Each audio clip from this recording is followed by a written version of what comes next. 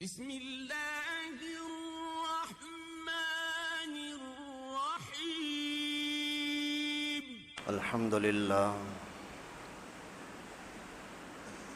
الحمد للہ نحمده ونصلی ونسلم علی رسولہ الکریم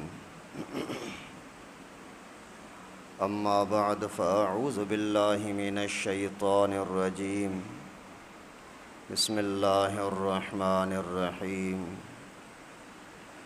فقاتلوا اولیاء الشیطان ان کید الشیطان کان ضعیفا صدق اللہ العلی العظیم۔ محترم دوستو عزیزو، یہ جو قرآن پاک کے ایک آیت کا ایک حصہ میں نے آپ کے سامنے تلاوت کیا، اس میں اللہ تبارک و تعالی فرماتے ہیں فقاتلوا اولیاء الشیطان، شیطان کے یاروں سے مقابلہ کرو، جہاد کرو۔ ان کید الشیطان کان ضعیفا، شیطان کی چالیں اور سازشیں کمزور ہیں، بڑی کوئی طاقتور نہیں ہیں۔ اللہ رب العالمین نے قرآن پاک کے اندر ہر طرح کے مسائل کا حل اور علاج بتایا ہے۔ کوئی ایک بھی چیز ایسی نہیں جو پیغمبر کریم کے زمانے کا کوئی واقعہ ہو، آج کے زمانے کی کوئی ایجاد ہو، یا قیامت تک کے لیے کوئی بھی نئی سے نئی کوئی مشینری ہو، نیا کوئی نظریہ ہو، کوئی فتنہ ہو، اس کے بارے میں قرآن پاک کے اندر علاج نہ ہو، ایسا نہیں ہو سکتا۔ الیوم اکملت لکم دینکم، آج تمہارا دین مکمل ہو چکا، یعنی ابھی قیامت تک کے لیے دوسرے کسی دین کی، دوسری کسی کتاب کی کوئی ضرورت نہیں ہے۔ دین مکمل تب ہوگا جب ہر طرح کی معلومات، ہر طرح کے فتنے کا علاج، ہر طرح کی اچھائی کی رہنمائی جس کتاب کے اندر موجود ہو، اور اس کا نام ہے قرآن۔ قرآن پاک کے ساتھ دشمنی ہمیشہ سے چلتی آ رہی ہے۔ جب سے قرآن پاک نازل ہونا شروع ہوا، اس وقت سے ہی دشمنوں نے اپنا کام بھی شروع کیا۔ کبھی تو قرآن پاک کو جھوٹا کہتے، قصے ہیں، کہانیاں ہیں۔ کبھی قرآن پڑھنے والے صحابہ اور رسول اللہ صلی اللہ علیہ وسلم، ان کو جھوٹا کہتے تاکہ لوگ دور ہو جائیں۔ لیکن قرآن پاک کے اندر اثر اور تأثیر اللہ رب العالمین نے ایسی رکھی ہے کہ قرآن پاک جھکنے والی کتاب نہیں ہے۔ خود قرآن کا جھکنا تو کیا، قرآن والوں کو کوئی جھکا نہیں سکتا۔ قرآن پاک کے ساتھ جو جڑ گیا وہ عزتیں کماتا ہے، اور جو قرآن سے کٹ گیا وہ ذلیل و رسوا ہوتا ہے۔ ان اللہ یرفع بہذا الکتاب اقواما ویضع بہ آخرین، قرآن ہی کی وجہ سے عزتیں آدمی کما سکتا ہے، قرآن ہی کی وجہ سے آدمی ذلیل و رسوا ہوتا ہے۔ ابو جہل والوں نے دشمنی کی، کیسے رسوا ہوئے۔ آگے یہ سلسلہ چلتا رہا، شیطان نے دشمنی کی، ہمیشہ کے لیے لعنت ہے۔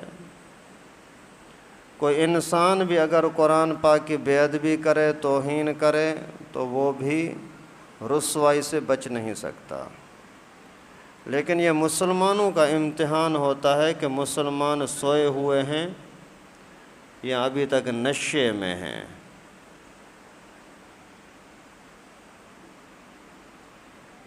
دشمن قیامت تک رہے گا، بڑھتے جائیں گے، گھٹیں گے نہیں۔ پیغمبر کریم صلی اللہ علیہ وسلم کے زمانے کے بھی دشمن تھے، لیکن اس زمانے میں ان دشمنوں کا علاج کیا جاتا تھا، اور پھر جیسے ہی ان کا علاج کرنا ختم کر دیا گیا تو پھر وہ آگے بڑھتے گئے، اپنے آپ کو طاقتور سمجھنے لگے۔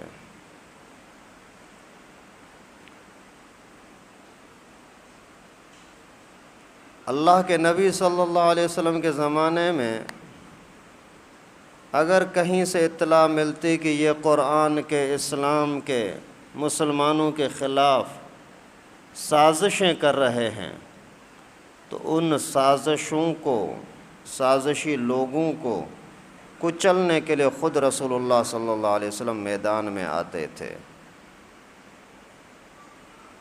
سارے جہادی جو معرکے ہیں ان کا لب لباب اور خلاصہ یہی ہے کہ اسلام کو مٹانا چاہتے ہیں، اس وجہ سے ان کے مقابلہ کیا جائے، اور اللہ کے فضل سے مقابلے کے اندر قرآن اور صاحب قرآن ان کو عزت ملی، فتح ملی، دشمن بڑی سے بڑی طاقت رکھنے کے باوجود ذلیل و رسوا ہوا۔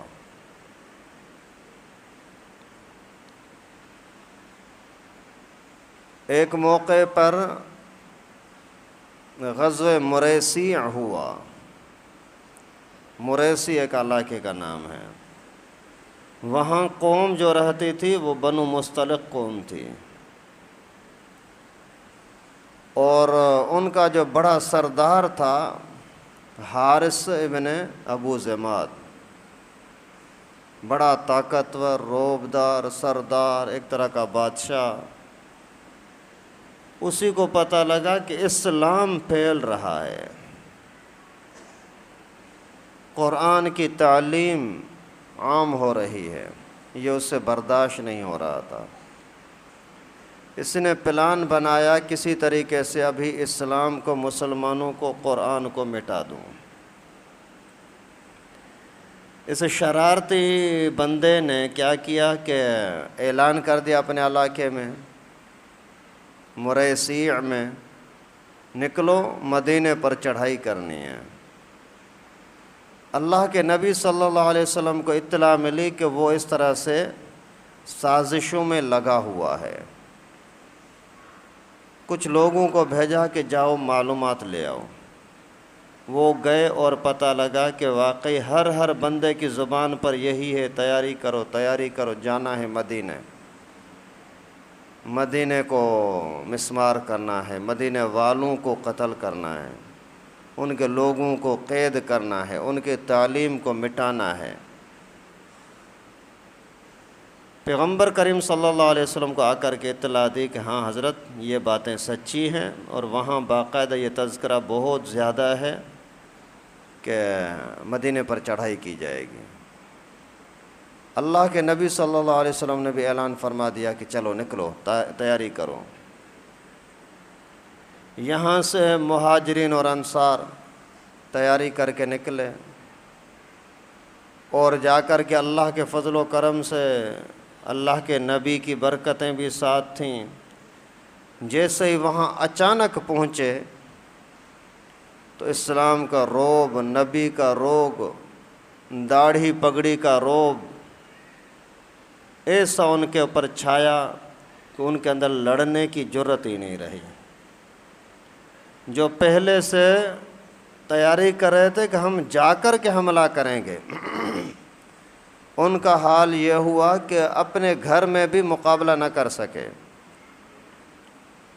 لیکن چونکہ سازش ہونا، شرارت کرنا یہ یقینی تھا، اس وجہ سے پھر ان کو قید کیا گیا۔ تقریباً 200 گھرانے قید ہوئے، مرد، عورتیں، بچے، جوان، بوڑھے سارے قید ہوئے۔ عورت پر حملہ کرنے کی اجازت نہیں ہوتی، بچوں پر بوڑھوں پر حملہ کرنے کی اجازت نہیں ہوتی، ان کو مارنے کی اجازت نہیں ہوتی، لیکن قیدی بنانا وہ تو ظالم کافر۔ جنگوں کے اندر یہ ہوتا ہے کہ جس طرح سے وہ برتاؤ کریں کہ اسی طرح سے آپ کو کرنا پڑتا ہے۔ وہ تو بوڑھوں کو بھی مارتے تھے، بچوں عورتوں کو بھی مارتے تھے، لیکن اس کے باوجود اسلام نے تعلیم دی کہ بوڑھوں کو نہ مارا کریں، مذہبی پیشواؤں کو نہ ماریں، بچوں کو عورتوں کو نہ ماریں۔ خیر قید ہو کر کے وہ بھی آ گئے۔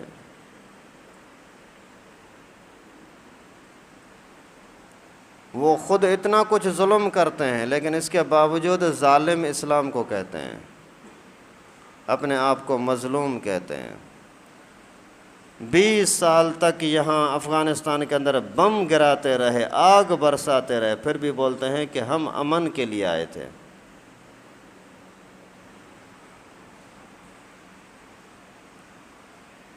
تو وہاں سے یہ تقریباً 200 گھرانے، 2000 اونٹ، 5000 کے لگ بھگ بکریاں، یہ ان کے قید ہوئیں، اور 10 بندے ان کے مارے گئے۔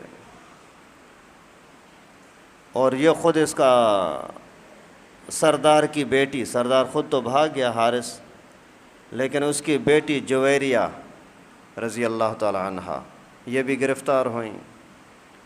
آ گئے مدینے کے اندر،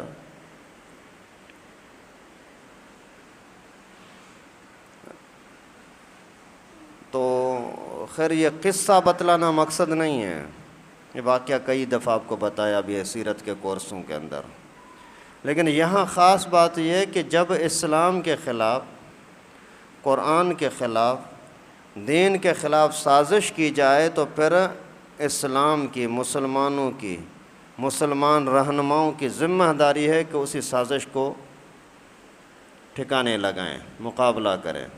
نہیں کرو گے تو پھر کمزور ہو جاؤ گے۔ اگر مقابلہ نہیں کرتے تو پھر قرآن والے آپ کہلانے کے لائق نہیں ہو۔ قرآن کا حکم ہے قاتل اولیاء شیطان، شیطان کے چمچوں کا مقابلہ کرو۔ کون کہتا ہے میں شیطان کا چیلا ہوں، چمچا ہوں؟ کوئی دنیا کے اندر ایک بھی بندہ ایسا نہیں ملے گا جو بولتا ہو کہ میں شیطان کا ساتھی ہوں، نہیں، بھلے کافر ہو نہیں کہے گا۔ اس کے باوجود اللہ تعالیٰ نے فرمایا قاتلوا اولیاء شیطان، شیطان کے دوستوں کے ساتھ لڑو۔ تو شیطان کے دوست کون ہوں گے؟ زبانی تو کوئی نہیں کہتا، تو جو شیطان کی پالیسی پر چلے وہ شیطان کا دوست ہے۔ جو بھی شیطان کی پالیسی پر چلے وہ شیطان کا دوست ہے۔ شیطان کی پالیسی کیا ہے؟ اسلام کو مٹانے کی سازشیں کرنا۔ جب قرآن پاک اتر رہا تھا تو یہ اوپر جا کر کے قرآن پاک کو کھینچنے کی کوشش کرتے تھے، چھیننے کی کوشش کرتے تھے فرشتوں سے۔ وَجَعَلْنَاهَا رُجُومًا لِلشَّيَاطِينِ، اللہ تبارک و تعالیٰ نے وہاں سے ہی بمباری ان کے اوپر شروع کر دی، خبردار۔ تو شیطان کے اوپر وہاں سے ہی یعنی اس کا مقابلہ شروع ہو گیا۔ تو آج بھی اگر کوئی بندہ قرآن کی مخالفت کرتا ہے تو وہ شیطان کا چیلا چمچا ہوگا، اور اس کا مقابلہ کرنے کے لیے اللہ تعالیٰ کا واضح حکم ہے کہ اب میدان میں آ جاؤ۔ ابھی سویڈن کے اندر شرارت کی ہے، اللہ تعالیٰ اس شرارت کے سب کرداروں کو تباہ و برباد فرمائے۔ افسوس کی بات ہے کہ مسلمان اتنے بے ہوش ہو گئے ہیں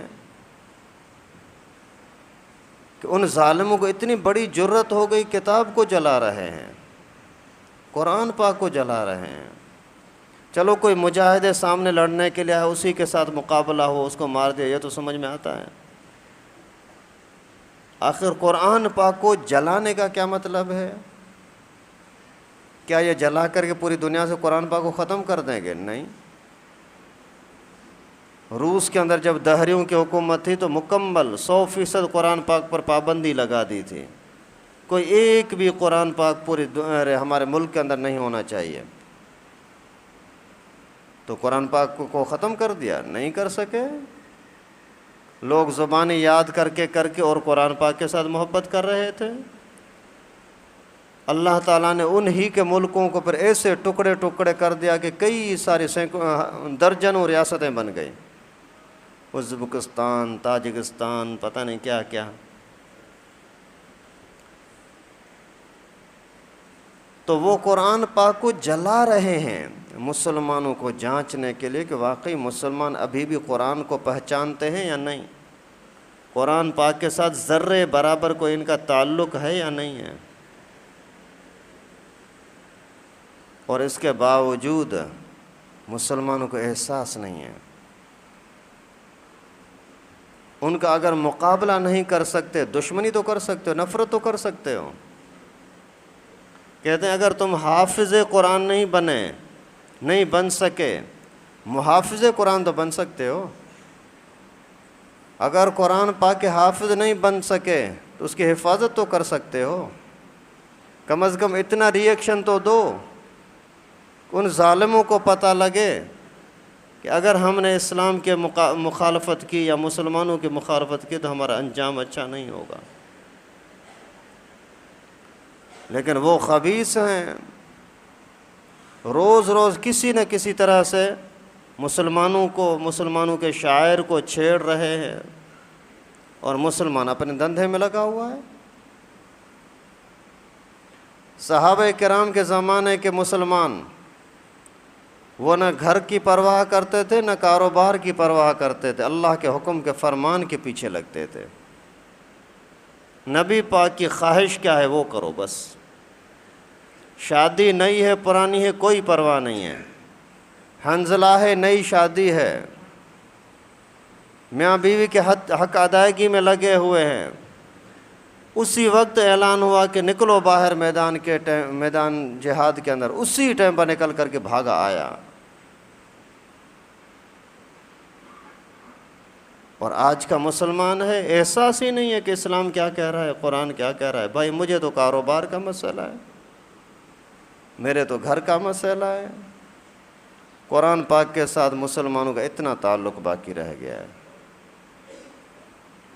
ابھی چند سال پہلے فرانس نے توہین کی، گستاخی کی ظالم نے، وہ کافر، اولیاء شیطان کے چمچے، وہ اپنے مشن کے اندر ظالم پکے، اور مسلمان قرآن کی حفاظت کے اندر پکا نہیں ہے، قرآن ماننے کے اندر پکا نہیں ہے۔ آخر کیوں؟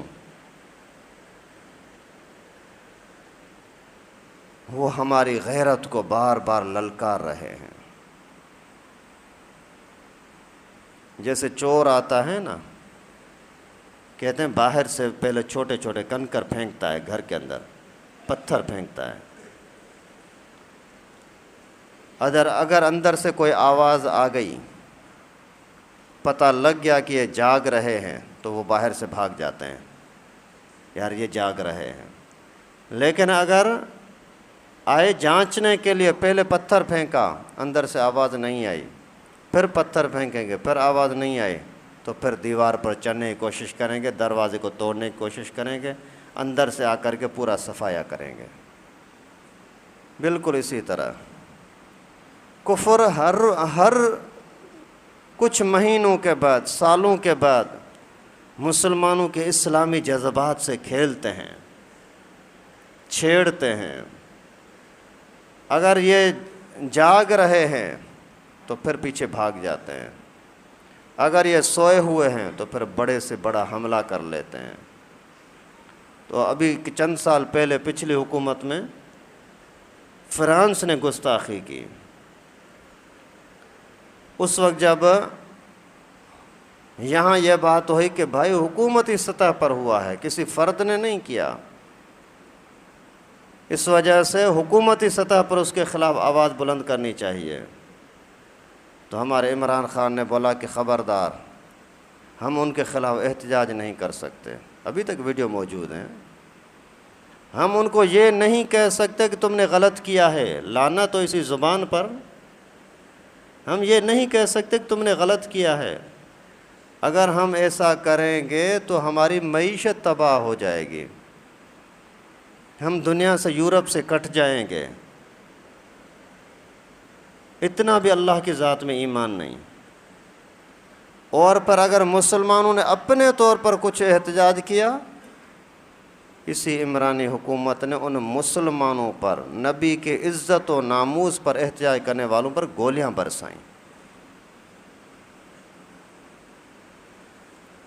پھر بھی نیک نمازی کہتے ہیں نہیں وہ اچھا ہے، یار تمہاری سوچ ہے، نشے میں ہے، ہیرونی ہے، کیا ہے؟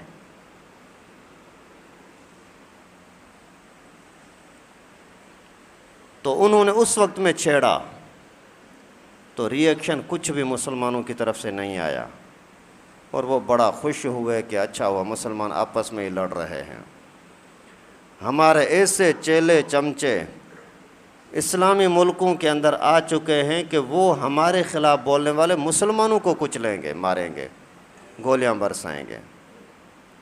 ابھی پھر ان حرامیوں نے یہ کام کیا، سویڈن والوں نے قرآن پاک کو باقاعدہ نماز کے ٹائم پر مسجد کے سامنے جلایا ہے، آگ لگائی ہے۔ اللہ تعالیٰ ان ظالموں کو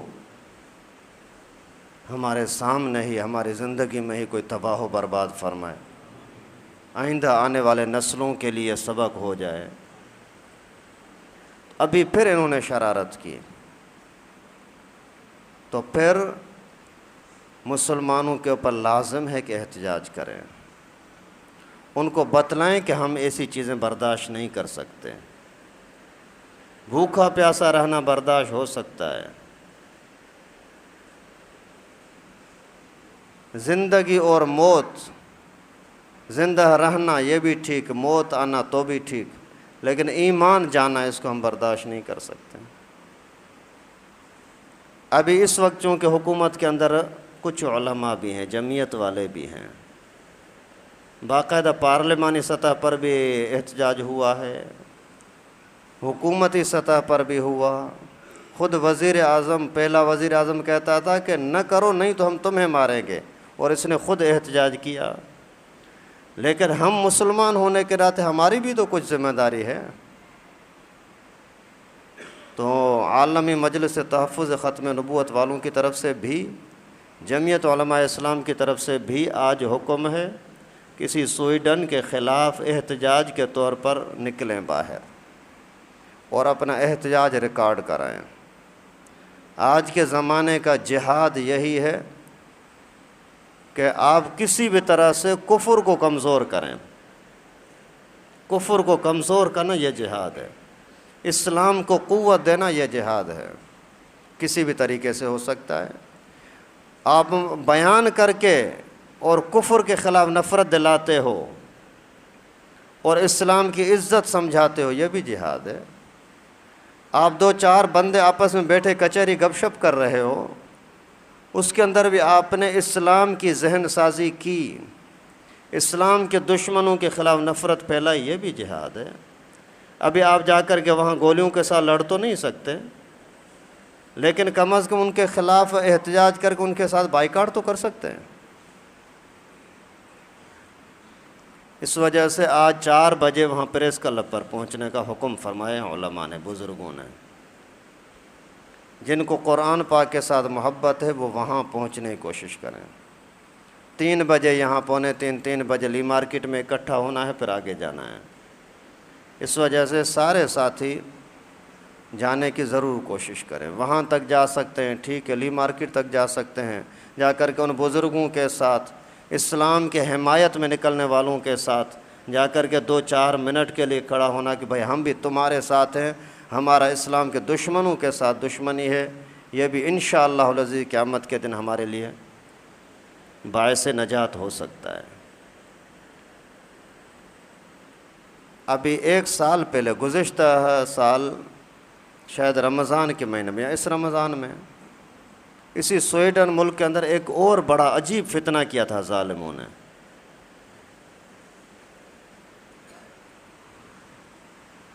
جیسے یہ کھیل ہوتے ہیں نا بھائی، یہ کشتی کا کھیل ہے، کرکٹ کا کھیل ہے، اور یہ ہے گراؤنڈوں کے اندر یہ کرتے ہیں۔ اسی طریقے سے انہوں نے ایک کھیل کے نام پر باقاعدہ ایک مہم چلائی کہ لڑکا لڑکی کا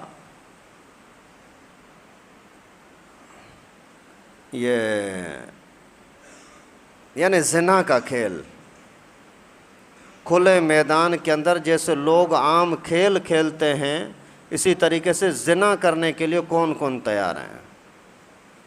پھر باقاعدہ 150 جوڑے، 150 لڑکے لڑکیاں، 300 انہوں نے کھلم کھلا علانیہ ایک میدان کے اندر لوگوں کے سامنے زنائیں کی ہیں۔ بھائی یہ کھیل ہو رہا ہے۔ اتنی گھٹیا ترین قوم،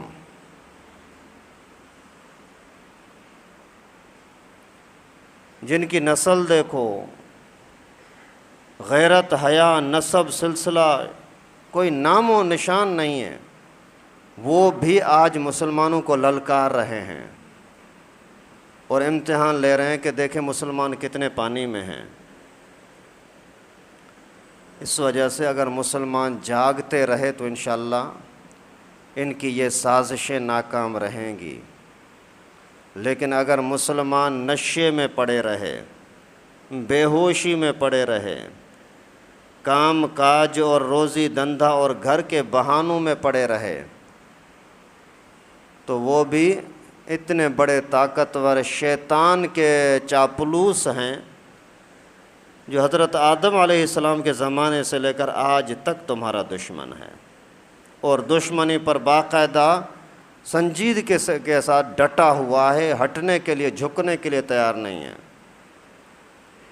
اور ایسے عالم کے اندر اگر چھوٹا موٹا محلے کا کوئی دشمن ہو تو اس کی حفاظت کے لیے تو ہم ہتھیار بھی رکھتے ہیں اور مکمل تیاری کرتے ہیں، اور اتنا بڑا دشمن، عالمی سطح کا دشمن شیطان اور اسی شیطان کے چیلے چمچے، ان کے خلاف اگر بالکل ہم کوئی تیاری نہ کریں تو پھر یہ انسان کہلانے کے بھی لائق نہیں ہوگا، نعوذ باللہ۔ دعا کریں اللہ تعالیٰ ان ظالموں کو تباہ و برباد فرمائے، مسلمانوں کو اللہ رب العالمین جاگنے کی، ایمانی اسلامی غیرت کی توفیق نصیب فرمائے، اور اللہ رب العالمین اسلامی مسلمانوں کے حکمرانوں کو ایمانی غیرت نصیب فرمائے۔ وآخر دعوانا ان الحمد للہ رب العالمین۔